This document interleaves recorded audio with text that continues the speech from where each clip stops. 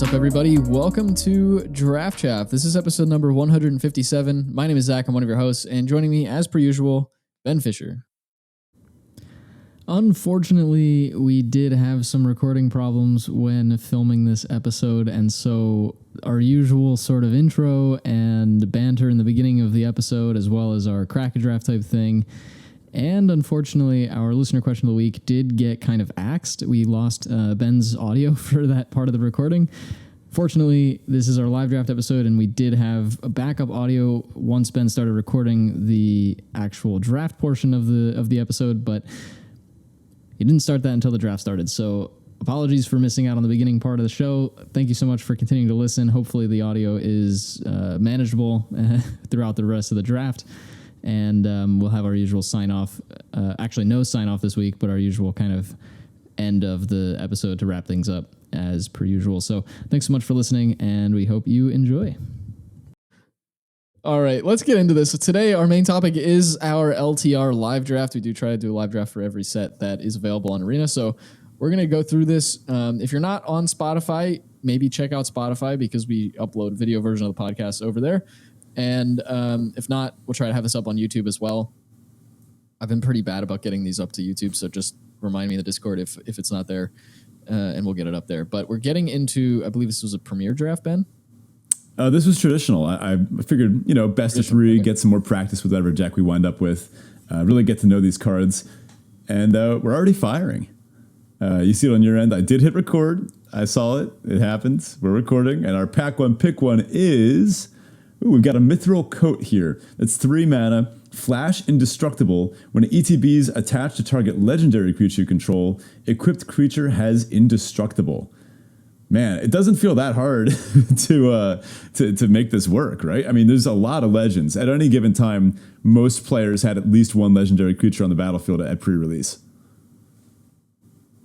Yeah, there were just so many of them, like we were talking about earlier. Mm-hmm. Well, there's actually 3 other legends in the pack. We got Legolas Counter Kills, the blue-green Scry uncommon. We've got Butterbur, Brienne Keeper, the 3/3 green-white food uncommon, makes a new food every turn. And we've got Theoden, King of Rohan, the 2/3 red-white double-striking humans tribal uncommon. But honestly, Mithril Coat leaves us open. Like it's a colorless rare that works with indestructible. I mean, it just gives legends indestructible. This seems pretty sick. It's just a really good combat trick. It works well with your ring bearer. The other thing to right? mention with... Right, yeah, the ring bearer will always be legendary. The other thing to mention with that is that it only cares about legends on the ETB. After that, you can equip it to anything. Oh, that's true, yeah. All right, we have been passed Born Upon a Wind. That's a blue rare, gives the thing flash. Not super interested in that. We've got Menaldor, Swift Savior. That's the 4-mana 3/3. Oh, this one might be going to the draft cube. 4-mana 3/3 flyer. When it deals combat damage to a player, exile up to 1 target creature you control or own, and then return it under the battlefield under your control. It's a teleportation circle, dude. Yeah, on a bird. Love it. Oh, there's also the Bath Song. This one's sick. 4 mana, the first 2 chapters of the saga are draw 2, then discard a card, and then you shuffle any number of target cards from your graveyard into your library and float 2 blue. There's also a Quick Beam Upstart Ent. 6 mana, 5/6. It's kind of pricey, though. No standout removal. There's a Mortar Muster, which I really like. 1 in the black, amass 1, lose a life, draw a card. I am kind of looking to take a legend here, though, to pair with the Mithril Coat and an ETB Flicker legend. Like, come on, dude. It's hard for me to pass that. Yeah, for sure. Menaldor seems sweet. The other cards in this pack are just kind of passive. Like, they're just meh. I'm enthusiastic about that. Is a late delighted halfling. That's green for a 1/2. It's a rare. It taps for a generic mana, or you can add 1 mana of any color, spend this mana only to cast a legendary spell, and it can't be countered. 1 mana mana dorks are really strong. I'm surprised this wasn't taken first. Yeah, that's probably a signal. This is early in the pack still, but what else are you supposed to do here? Like, we do have a Samwise a Stouthearted, but... Look, if I see something like this, I'm willing to move into it. I mean, that would put us in blue-green, but again, it's still early. And this also cares about legends. So, plus, this can help cast and splash off-color legends. Pairs well with the Mithril Coat. Plus, it's a 1 mana dork. Yeah, I mean, I'm really not passing. not tied into any color at this point.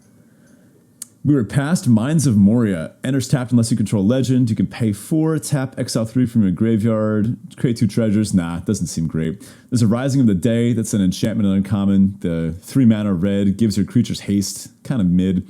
Mirror of Galadriel. We could just try to go totally in on legends. This only counts legendary creatures. Mithril Coat isn't legendary artifact. Let's see, in blue, we're kind of getting cut. There's a Hithlane Knots. One of the blue, tap a creature, scry 1, draw a card. Doesn't pair well with Metal Door that well. There's Chance Met Elves in green if we're going to try to pair with Deleted Halfling.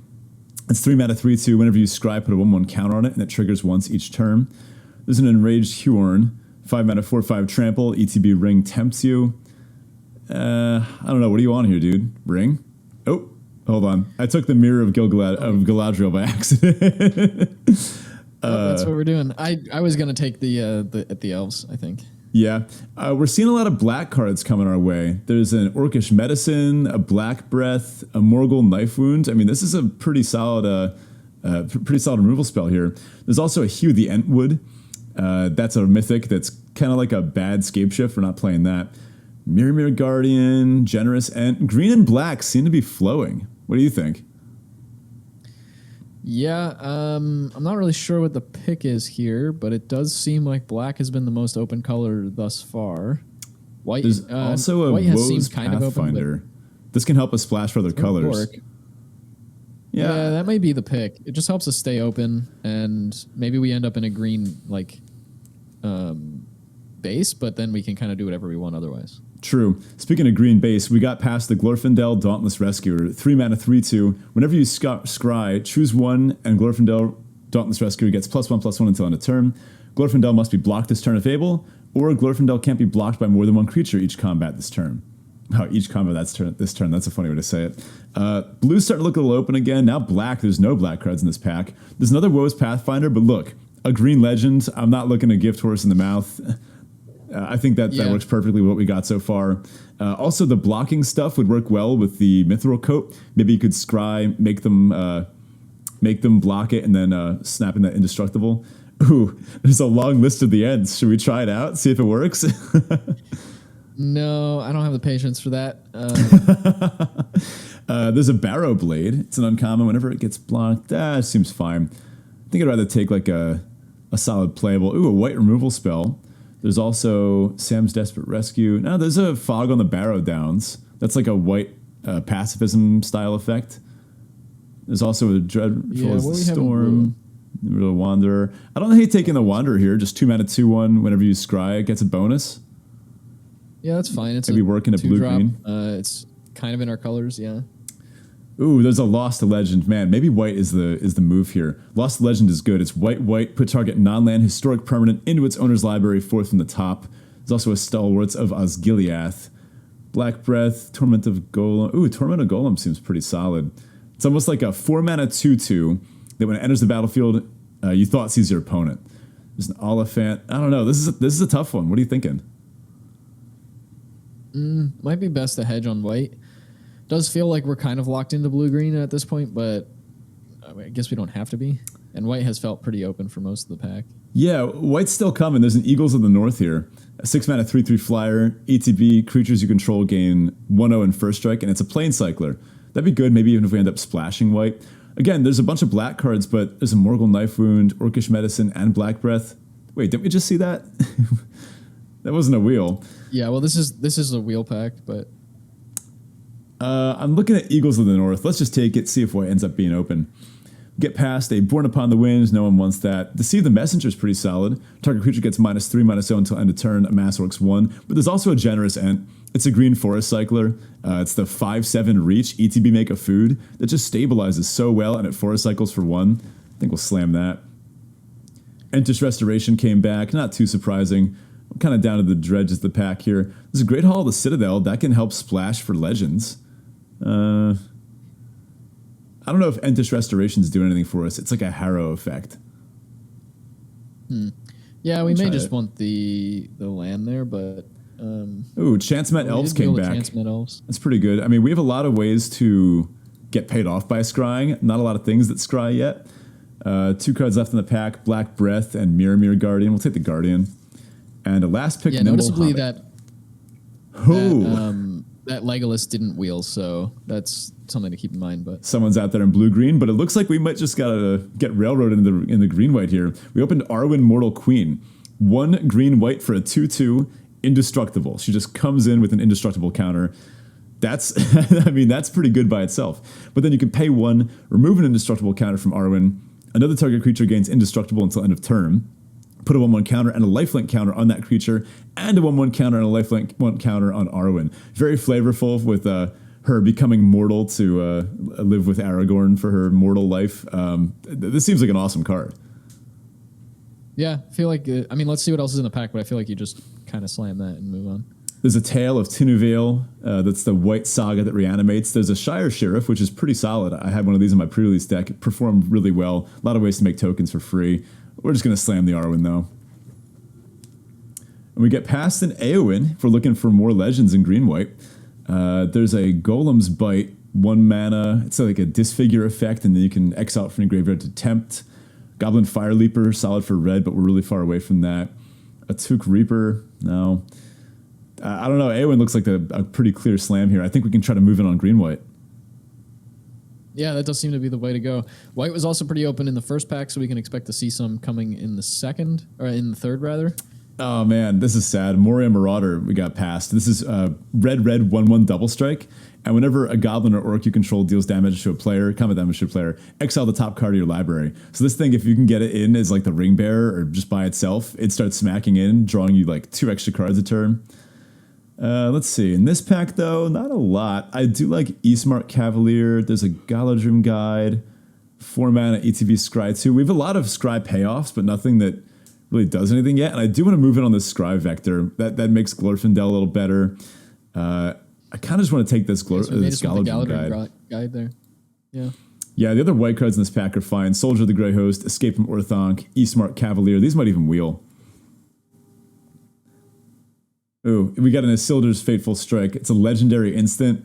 Whatever. Ooh, there's a Banish from Edoras here. 4 and a white, sorcery, costs 2 less to cast if it targets a tapped creature. So weird that you can't do this on like attacks, but it just exiles a creature. There's also an Errand Rider of Gondor. I really liked this one. I had a couple of this in my pre-release deck. And we have a ton of legends at this point. I honestly might take this over the kill spell, even though we are low. This is a 3 mana 3/2 that just draws a card. Seems pretty solid. I think I'm on it. Plus, that was kind of like replacement level removal. Ooh, an Erkenbrand Lord of Westfold came around. 4 mana 3/3 in red. When it enters the battlefield under the human enters, creatures you control get 1/0 until end of turn. I don't know about splashing for that quite yet. Especially because there's some other stuff in this pack we might want. There's another Mirror Guardian. There's a Brandywine Farmer. Second Breakfast. We're looking at 14 creatures and 4 non-creature spells. Might be time to start picking up some combat tricks to supplement our nice green-white creature base here. Second Breakfast seems like a pretty good way to do that. It's a funny pump spell. There's also another Eagles of the North, though. Honestly, that's kind of like a... Oh, what did I take? Oh, I took the Eagles. All right, moving on. Ooh, there's a Protector of Gondor. 4 mana 3/3 makes a 1/1 soldier. Can't complain about that, right? No, that sounds pretty solid. It is going to also fill a slot. Like, we're pretty heavy on 3s at this point. We have very few 2s, given that we're cutting blue. So, 4s. So, our 4-drop slot could use a little bit of support, and the Protector of Gondor seems like a fine inclusion there. Honestly, I don't hate leaving Meneldor in. We may splash the Meneldor. That's true. Oh, we get past another Stalwarts of Osgiliath and another Protector of Gondor. I mean, look at these Protectors of Gondor with Meneldor, right? Same with the Eagles of the North. ET being to just give our team, well, hold on, that's on combat damage, right? So I guess we can ETB to make a bunch more tokens, or, we can reset Arwen, right? You could remove a counter, then reset her to enter the battlefield with another indestructible counter. This Meneldor is looking pretty good on the splash. Maybe if I can pick up a Shire Terrace at some point, but this pack, we take another Protector. Ooh, there's a Mushroom Watchdogs. Nice little 2/2 for 2 here. You can sack a food to put a counter on it and gains Vigilance until end of turn. This one seemed pretty impressive at pre-release. There's a Shower of Arrows here. Disenchant effect with Scry. It's stapled to it. I think we're kind of on rails here. There's a Soldier of the Grey Host, but we just picked up some good 4s, so let's take a nice 2/2 for 2. There's a Pippin's Bravery, the food pump spell. Might be time for that, right? Yeah, we do have quite a few ways to make food, so that's not necessarily a bad option. It is going to kind of fill that combat trick slot that we need, so seems pretty solid to me. Last here, where there's no blue or white cards in the pack, I'll take like a random blue card. Surrounded by Orcs, maybe. We get to pick up an Escape from Orthonk for free. Gives a creature 1/3 and flying. Untap it. That seems fine. We can pick up a Chance Met Elves again. Late Mirkwood Bats. Yeah. Oh, Second Breakfast came back. Second Breakfast on the wheel. And then Olagai Crusher. All right. Pack 3, pick 1. Display of Power. 1 red. The spell can't be copied. Instant sorceries. Nope. I'm not going to finish reading that. I don't know what it does. But, ooh, we got a Samwise the Stout-Hearted. One of the white 2/1 flash. ETB. Choose a non-land. Oh, no. Choose one target permanent in your graveyard that was put there this turn. Return it to your hand. The ring tempts you. It's a 2/1 flash. I mean, it automatically just becomes the ring bearer when it enters if this is on turn 2. This seems great. Yeah, it's also really good for like defensive blocks or aggressive attacks because you can flash it in after having set that up. If your creature died, like if you're trading, let's say, you can bring that back to hand and kind of go up a card in that way. Mm-hmm. So seems like a solid little combat trick in and of itself, even though it's stable to a body. And then, yeah, you get a free ring bearer out of it. Ooh, we get past King of Oathbreakers. 2 white/black for a 3/3 Spirit Noble with flying. Whenever Oathbreakers, another spirit you control, becomes a target of a spell, it phases out. Whenever it phases in, make a 1/1 tapped spirit with flying. This seems busted. This is an unkillable 3/3 flyer for 4, and then it just makes you a bunch of tokens if they try to kill it. We can splash this, right? I mean, the Delighted Halfling helps. So. Yeah, so do the Pathfinders, don't they? Yeah, it does. Maybe try to pick up another Pathfinder, or honestly, this deck seems to be lacking in 2-drops and power. So a Pathfinder would be pretty good. All right, how hard do we want to go on that that statement I just said? Mary Esquire of Rohan's here. 1/white for a 2/2 haste. First strike as long as it's equipped. Whenever you attack with Mary and another legend, draw a card. Oh, there's also a Build a Pony, though. Build a Pony's on color, makes food. Oh, sorry, Mary. I think Bill's a slam dunk here. Yeah, Mary's too early for the splashing plan to really be that effective for. Oh, there is a fog on the Barrow Downs, though. This is an actual removal spell. There's also a Hobbit Sting. Hobbit Sting's a really solid removal spell. We do need removal. Oh, sorry, Bill. I really liked Hobbit Sting before. This deck's going to make a lot of creatures via Protector of Gondor, other things. I think Hobbit Sting is the pick there. That's sad. All right, we did get a Landreval Horizon Witness. 5 mana, 3/4 flyer. It's a legend. Whenever 2 or more creatures you control attack a player, target attacking creature without flying gains flying. Okay, yeah, this just jumps something.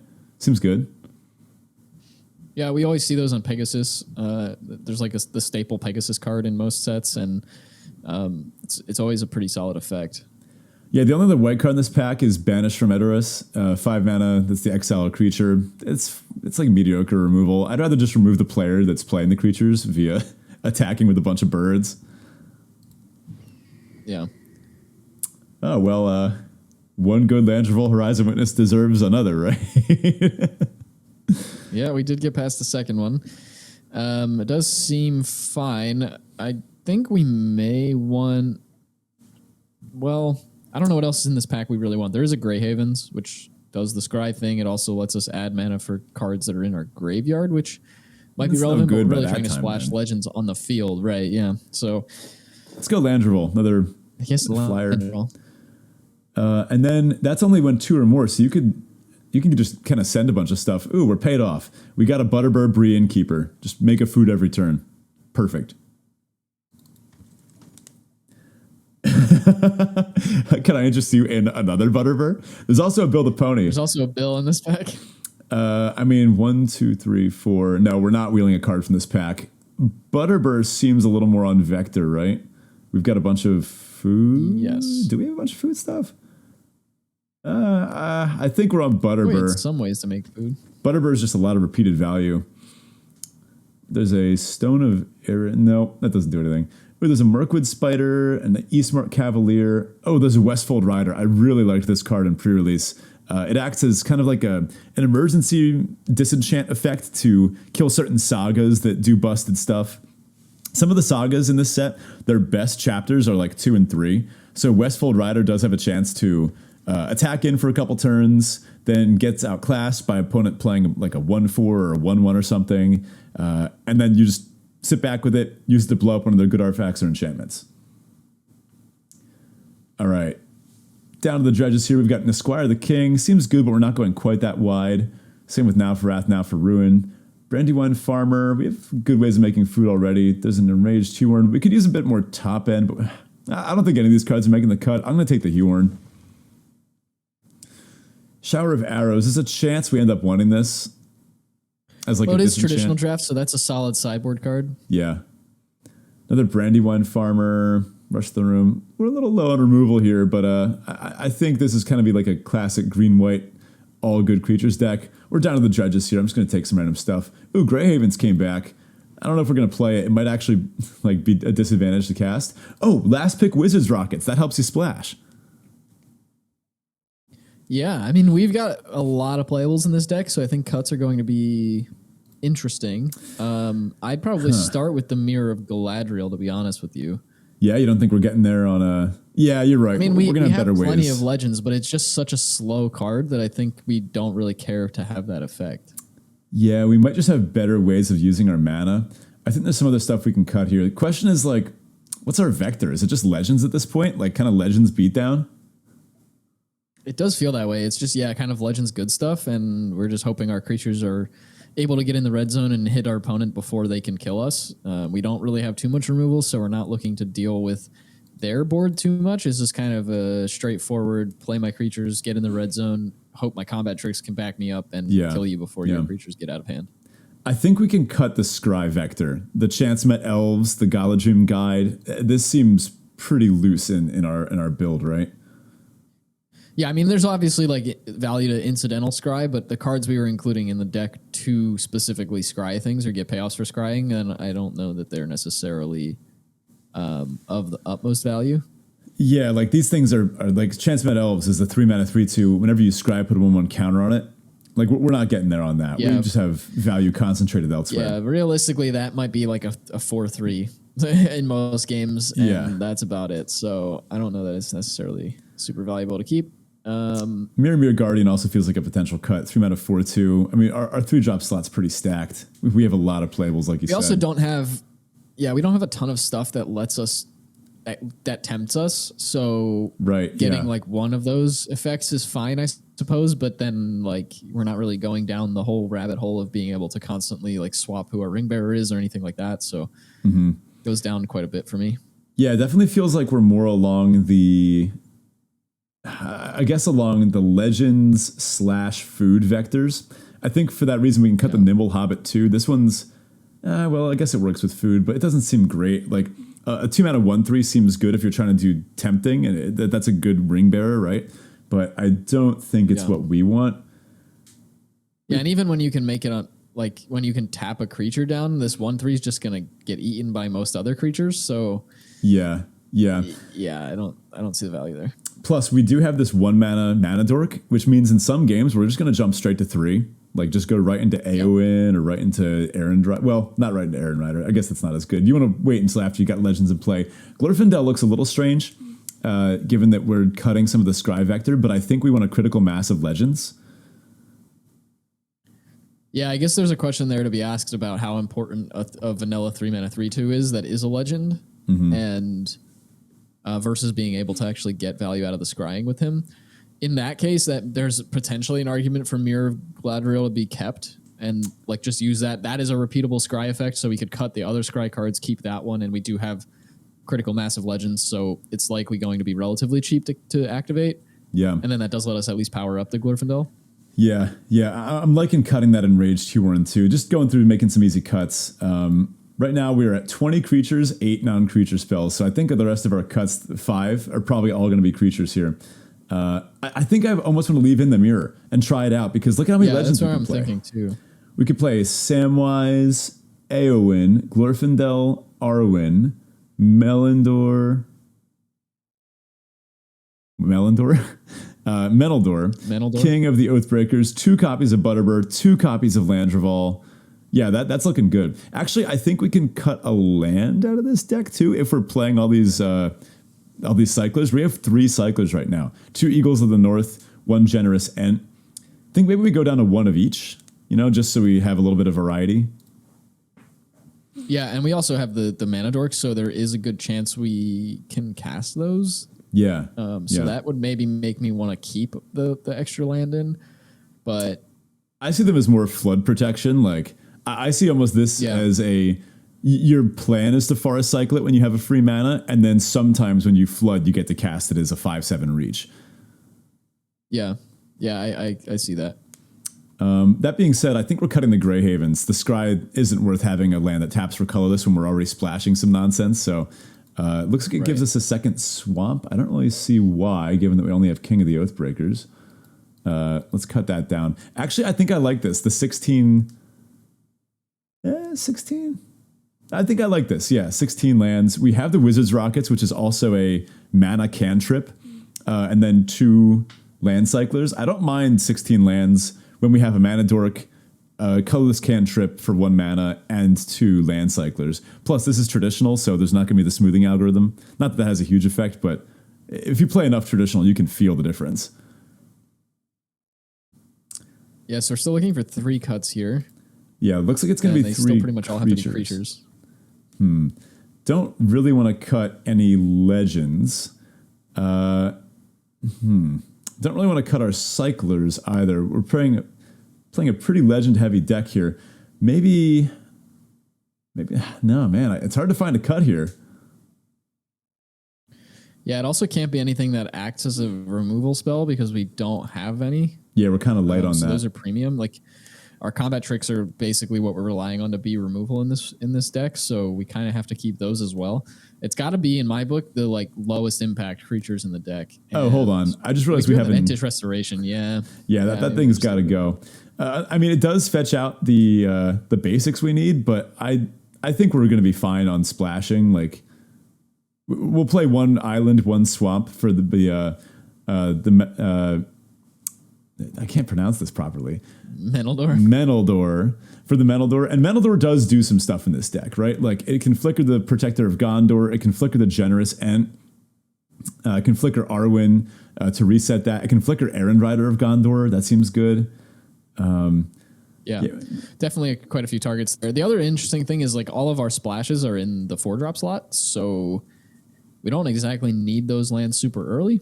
Mm-hmm. And we do have plays on 4 if we don't have that splash, or either of the splashes.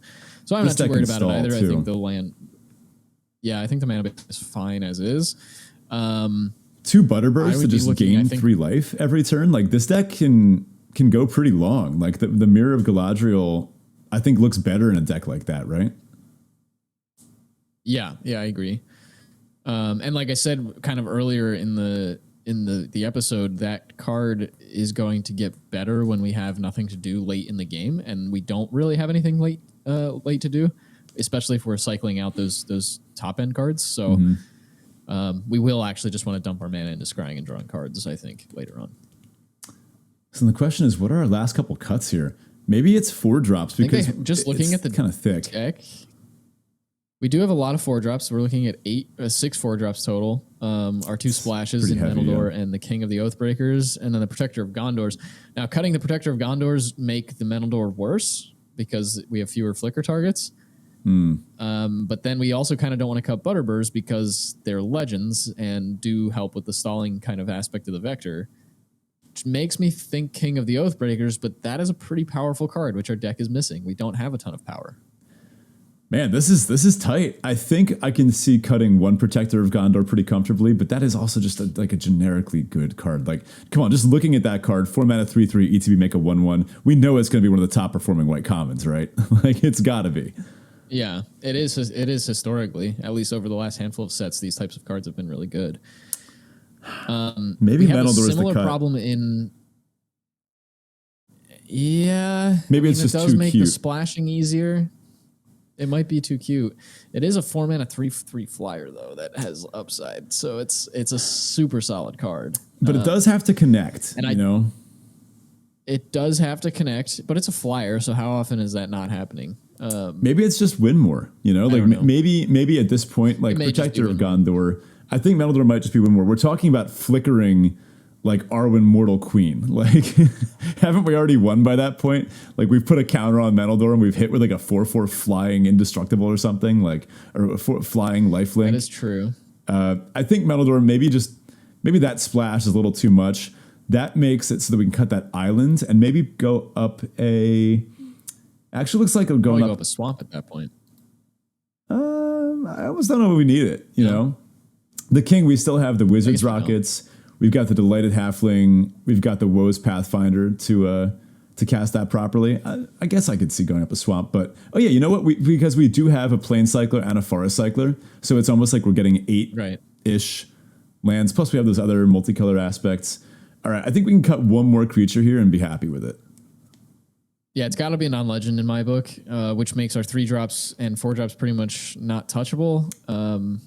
Maybe the Watchdogs, although we do have a lot of food to sack. Yeah, that could get really strong with Butterbird in the late game. Pretty big. Yeah, I like Westfold Rider, like Sam. Yeah, our other cards are like not cuttable. This is Mirror is arguably cuttable, but I do think it's actually going to be pretty good in this deck. We're just so full legends. Maybe it's one Protector of Gondor. It could be the Protector. I think that's the only card, especially now that Metal Door's gone. Like, we don't have the flicker aspects. That also makes the curve a lot nicer. This looks pretty good.